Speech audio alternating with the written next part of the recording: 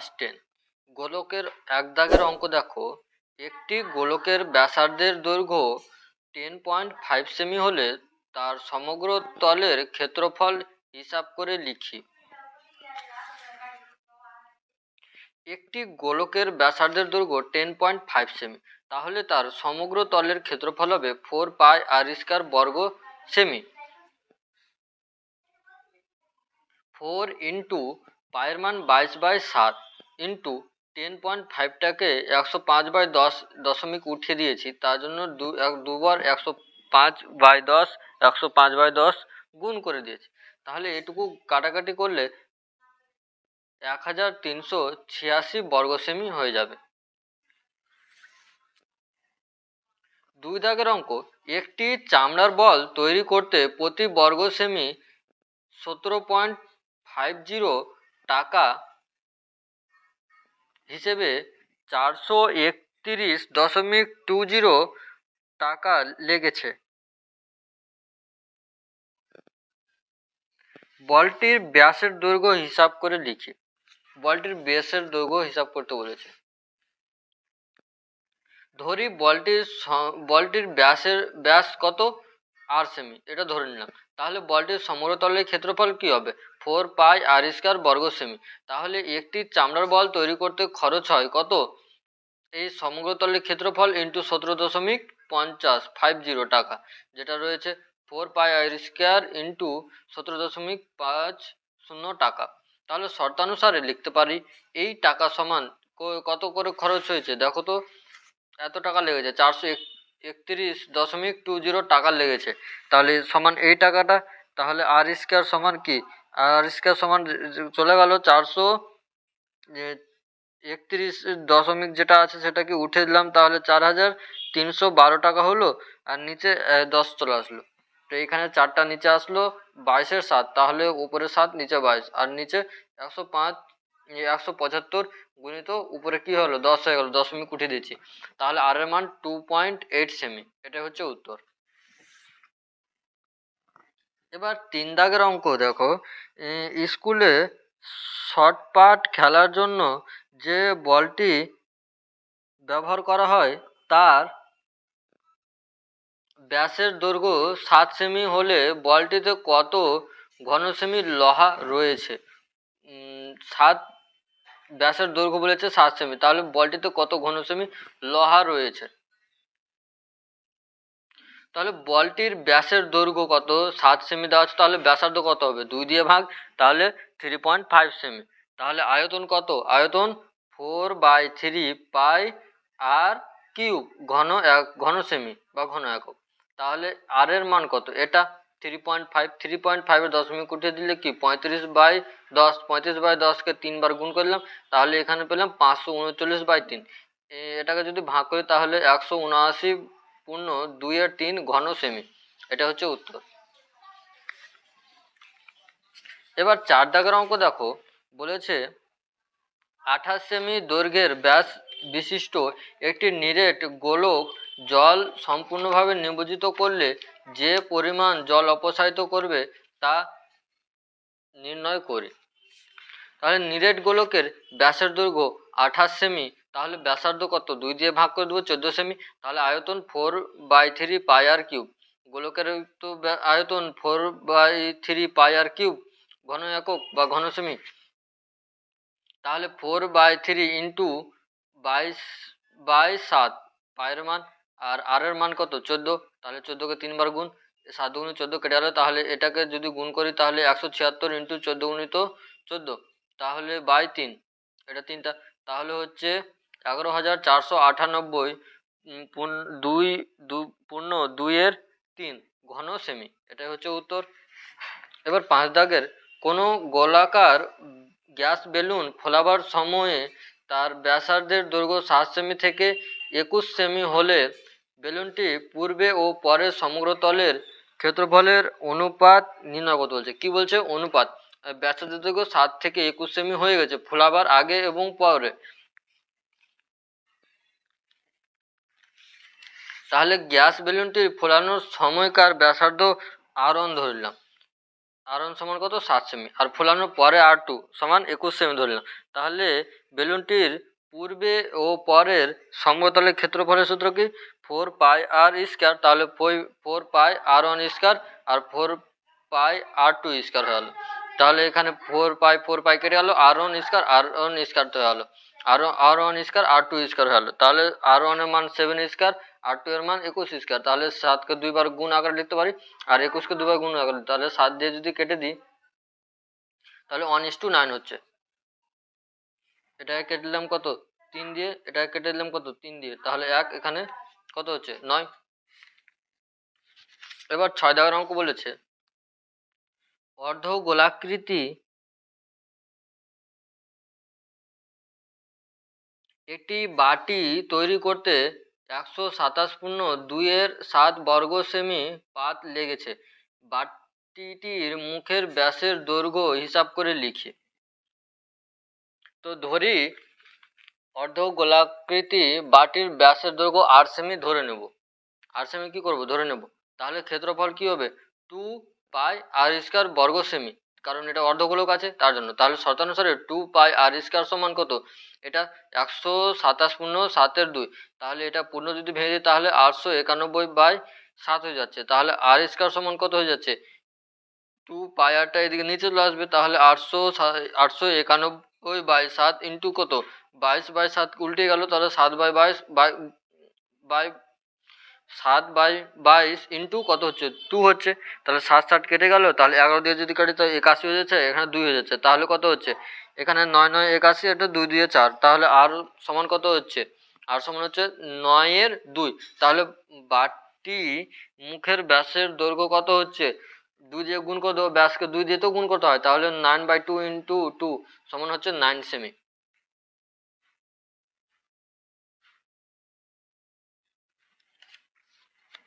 এবার 7 দাগের অঙ্ক বলেছে একটি নিরেট লোহার গোলার ব্যাসের দৈর্ঘ্য 2.1 সেমি, ওই গোলাটিতে কত ঘন সেমি লোহা আছে তা হিসাব করে লিখি, এবং ওই লোহার গোলার বক্রতলের ক্ষেত্রফল নির্ণয় করি। তাহলে আমি কি করব, এখানে ধরে নেব যে নিরেট লোহার গোলকের ব্যাসার্ধ কত 2.1 সেমি, এটা দেওয়া আছে, আর ওই গোলাটিতে কত ঘন সেমি লোহা আছে তা হিসাব করে লিখতে বলছে। তাহলে লোহা আছে কি তার আয়তন, তাহলে 4/3 ইন্টু পায়ের মান কত 22/7 ইন্টু এটা কিউব, তাহলে 21/10 তার কিউব ঘন সেমি। তাহলে এখান থেকে পেয়ে গেলাম, এটা ক্যালকুলেশন করতে হবে, ক্যালকুলেশন করার পরে পেলাম 38.808 ঘন সেমি। তাহলে ওই লোহার গোলার বক্রতলের ক্ষেত্রফল 4πr², এটাই তো। তাহলে 4πr² সমান কি হচ্ছে, আর এর মান কত, এটাকে বসাইলাম, তাহলে দশমিক কোটে মানে কি 21/10, তাহলে 21/21 ইন্টু 21/10 ইন্টু 10, তাহলে 54.44 বর্গ সেমি।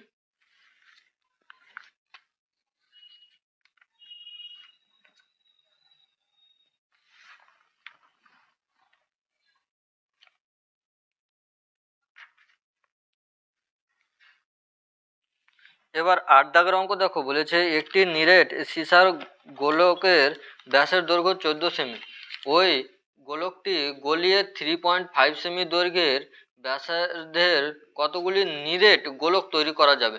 এই ব্যাসের দৈর্ঘ্যের কি বলছে, সীসার গোলককে গলিয়ে কতগুলি গোলকটিতে গলিয়ে কতগুলি নিরেট গোলক তৈরি করতে পারবো। তাহলে ধরে নেব যে একটি নিরেট গোলক তৈরি করা যাবে। তাহলে একটি নিরেট সীসার ব্যাসার্ধ কত, 2 দিয়ে ভাগ 14/2 সমান কত 7 সেমি। তাহলে একটি নিরেট সীসার আয়তন 4/3 পাই ইন্টু 7 কিউব ঘন সেমি। তাহলে শর্তানুসারে x ইন্টু 4/3 পাই ইন্টু 3.5 তার কিউব, এটা কত হচ্ছে গলিয়ে কত ছোট ছোট গলির গতন কতগুলি নিরেট গোলক তৈরি করব তার আয়তন, আর এখানে বড় যেটা গোলাবো 4/3 পাই ইন্টু 7 কিউব। তাহলে 3/4 পাই 3/4 পাই কেটে গেল, তাহলে x সমান কত হচ্ছে 7/3.5 তার হোল কিউব সমান কত হচ্ছে x সমান 80। তাহলে 80 নিরেট গোলক তৈরি করা যাবে।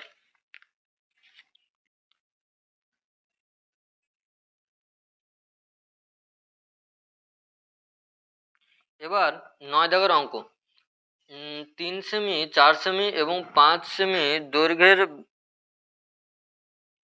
ব্যাসার্ধের 3টি নিরেট তামার গোলক গলিয়ে একটি নিরেট বড় গোলক তৈরি করা হলো। বড় গোলকটির ব্যাসার্ধের দৈর্ঘ্য, এই 3টা গোলককে গলিয়ে বলেছে একটা বড় নিরেট গোলক তৈরি করবে, তার ব্যাসার্ধের দৈর্ঘ্য চেয়েছে। তাহলে প্রথম নিরেট তামার গোলকের ব্যাসার্ধ দৈর্ঘ্য 3 সেমি, তাহলে আয়তন কত হলো 4/3 পাই আর কিউব। তাহলে আর এর মান কত 3, 3 তার কিউব ঘন সেমি। তাহলে 2 নং গোলকের ব্যাসার্ধ কত হচ্ছে 4 সেমি, তাহলে আয়তন কত হচ্ছে 4/3 পাই আর কিউব। তাহলে এটাই 4 এর কিউব হয়ে গেল। এবার তৃতীয় যেটা গোলকের ব্যাসার্ধ দৈর্ঘ্য 5 সেমি, তাহলে আয়তন কত হচ্ছে 4/3 পাই 5 এর কিউব ঘন সেমি। তাহলে ধরি বড় গোলকটির ব্যাসার্ধ কত হচ্ছে 8 সেমি, তাহলে আয়তন কত হবে 4/3 পাই আর কিউব, এটা হবে। এবার শর্তানুসারে যেটা বড় সেটাকে ডান দিকে দেখলাম, ছোটগুলোকে কি করলাম 4/3 পাই কমন নিয়ে 3 cube plus 4 cube plus 5 cube করে দিলাম, করতে পারি।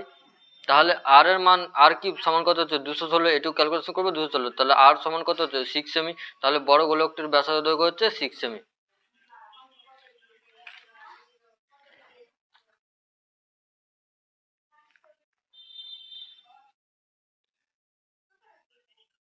এবার 10 দাগের অঙ্ক দেখো, বলেছে একটি অর্ধগোলাকৃতি গম্বুজের ভূমি তলের ব্যাসের দৈর্ঘ্য 42 ডেসিমি। গম্বুজটির উপরিতল রং করতে প্রতি বর্গমিটার 35 টাকা হিসাবে কত খরচ পড়বে তা লিখি।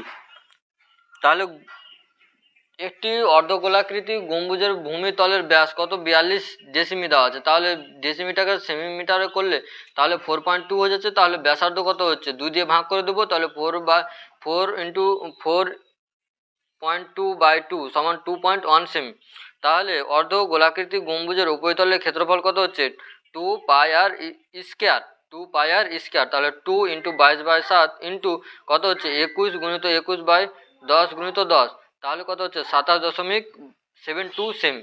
তাহলে উপরিতল রং কত খরচ পড়বে, এটাকে যেটা পেলাম সেটাকে কি হলো 35 দিয়ে গুণ করে দেবো, তাহলে কত পাচ্ছি আমি 35 দিয়ে গুণ করে 977.20 টাকা, 977.20 টাকা। তাহলে 11 অঙ্ক দেখো, বলেছে একই ধাতুর পাত থেকে তৈরি দুটি ফাঁপা গোলকের ব্যাসের দৈর্ঘ্য যথাক্রমে 21 সেমি এবং 17.5 সেমি। তো গোলক দুটি তৈরি করতে যে পরিমাণ ধাতু লেগেছে তার অনুপাত নির্ণয় করি।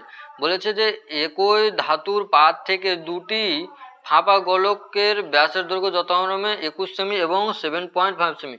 আমার দেওয়া আছে একই ধাতুর পাত থেকে দুটি ফাঁপা গোলকের ব্যাস তৈরি করেছে, তার ব্যাসের দৈর্ঘ্য বলে দিয়েছে 21 সেমি এবং 17.5 সেমি। তাহলে গোলক দুটি যে পরিমাণ ধাতু লেগেছে তার অনুপাত নির্ণয় করবো, ধাতুর অনুপাত নির্ণয় করবো আমি।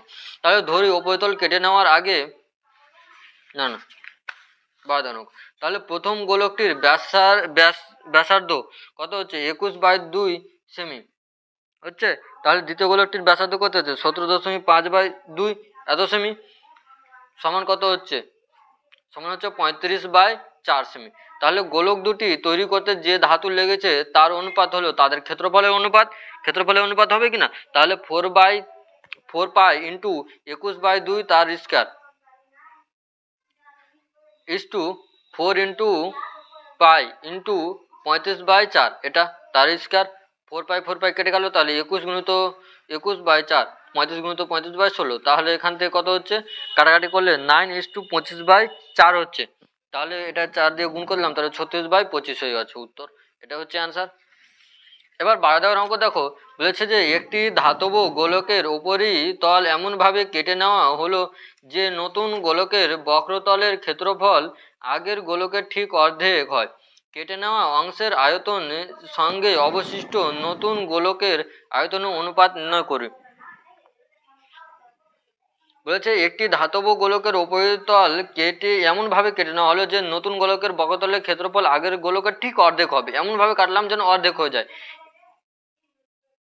তাহলে কেটে নেওয়া অংশের আয়তনের সঙ্গে অবশিষ্ট নতুন গোলকের আয়তনের অনুপাত হিসাব করতে হচ্ছে। ধরি উপরিতল কেটে নেওয়ার আগে গোলকের ব্যাসার্ধ ছিল বড় হাতের আর একক, আর উপরিতল কেটে নেওয়ার পরে ব্যাসার্ধ হলো আর একক, ছোট আর একক। তাহলে শর্তানুসারে 4 pi capital R square is equal to 2, এটা 2 দ্বারা গুণ হবে, 2 ইন্টু 4 পাই আর স্কয়ার। তাহলে আর স্কয়ার সমান করছে 2 আর স্কয়ার, 4 পাই কেটে গেল, তাহলে আর সমান করছে √2 আর। তাহলে কেটে নেওয়া অংশের আয়তন কত হচ্ছে 4/3 পাই আর কিউব ক্যাপিটাল আর তার কিউব মাইনাস 4/3 পাই ছোট আর কিউব ঘন একক। এটা বিয়োগ করে দেবো, তাহলে অবশিষ্ট গোলকের আয়তন কত হচ্ছে পাই/3 বলছে 4/3 পাই আর কিউব ছোট আর কিউব ঘন একক। তাহলে কেটে নেওয়া অংশের আয়তন কত হচ্ছে, এটাই হচ্ছে 4/3 পাই আর কিউব একক। তাহলে কেটে নেওয়া অংশের আয়তন ও অবশিষ্ট গোলকের আয়তনের অনুপাত কত হচ্ছে 4 এটা আয়তন, আর কেটে নেওয়া হচ্ছে এটা অবশিষ্ট এটা। তাহলে এটা সমান করে দিলাম। তাহলে এখান থেকে কি 4/3 পাই আর 4/3 পাই কেটে কমন নিয়ে কেটে নিলাম। তাহলে থাকছে পড়ে কি আর কিউব মাইনাস আর কিউব সমান ইস টু আর স্কয়ার। তাহলে আর স্কয়ার বলছে আর কিউব, তাহলে আর কিউবটা এদিকে চলে আসবে, তাহলে এখানে 1, তাহলে এখান থেকে আর কিউব নিলাম -1 থেকে গেল, থাকলো। এখানে আর এর মান কত √2 আর উপরে দেওয়া আছে, তাহলে বসে দিলাম। আর এটা ক্যালকুলেশন করলাম, এখান থেকে আর কেটে গেল, তাহলে 2√2 - 1 ইজ ইকাল টু কত ইস টু 1। এটা হচ্ছে উত্তর। এবার 13 দাগের অঙ্ক দেখো, বলেছে 14 সেমি দৈর্ঘ্যের ব্যাসার্ধ বিশিষ্ট একটি ভূগোলকের অক্ষটির বক্রতলের 0.7 সেমি দৈর্ঘ্যের ব্যাসার্ধ বিশিষ্ট দুটি বৃত্তাকার ছিদ্র করা হয়েছে। ভূগোলকটির গোলাকার ধাতব পাদের ক্ষেত্রফল হিসাব করে। তাহলে ভূগোলকটির ব্যাসার্ধ কত 14 সেমি, তাহলে সমতলের ক্ষেত্রফল কত হবে 4 পাই ইন্টু কত 14 তার স্কয়ার বর্গ একক। তাহলে এখান থেকে 7 7 × 14 কেটে গেল, তাহলে 88 × 28, তাহলে কত হচ্ছে 2464 কি বর্গ একক। তাহলে বৃত্তাকার ছিদ্রের ব্যাসার্ধ কত 0.7 সেমি, এটা তো দেওয়াই আছে। তাহলে দুটি বৃত্তাকার ছিদ্রের মোট ক্ষেত্রফল কত হবে 2 ইন্টু পাই ইন্টু 0.7 তার স্কয়ার বর্গ সেমি। তাহলে এটা ক্যালকুলেশন করলে 3.8 বর্গ সেমি হবে, এটা ক্যালকুলেশন করবে তাহলে পেয়ে যাবে। আর গোলকের ধাতব পাতের ক্ষেত্রফল কত হবে যেটা পেলাম, আর এটা বিয়োগ করে দেবো, তাহলে কত বলে 24,260.92 বর্গ সেমি, এটা পেয়ে যাবো উত্তর। এবার 14 দাগের অঙ্ক দেখো, লাস্ট অঙ্ক 8 সেমি দৈর্ঘ্যের ব্যাসার্ধের একটি নিরেট গোলাকার গোলককে গলিয়ে 1 সেমি দৈর্ঘ্যের ব্যাসার্ধের কয়টি নিরেট গুলি তৈরি করা যাবে তা হিসাব করে লিখি। ধরি 1 সেমি ব্যাসার্ধের একটি নিরেট গুলি তৈরি করা যাবে। 8 সেমি ব্যাসার্ধের বিশিষ্ট গোলকের আয়তন কত হচ্ছে 4/3 পাই 8 কিউব ঘন সেমি। তাহলে 1 সেমি ব্যাসার্ধ বিশিষ্ট এক্সটি গুলির মোট আয়তন কত x ইন্টু 4/3 পাই 1 এর কিউব হয়ে যাবে ঘন সেমি। তাহলে শর্তানুসারে এটা সমান কত এটা, তাহলে x সমান কত হচ্ছে 8 কিউব সমান কত হচ্ছে 512। দেখে নাও সবাই।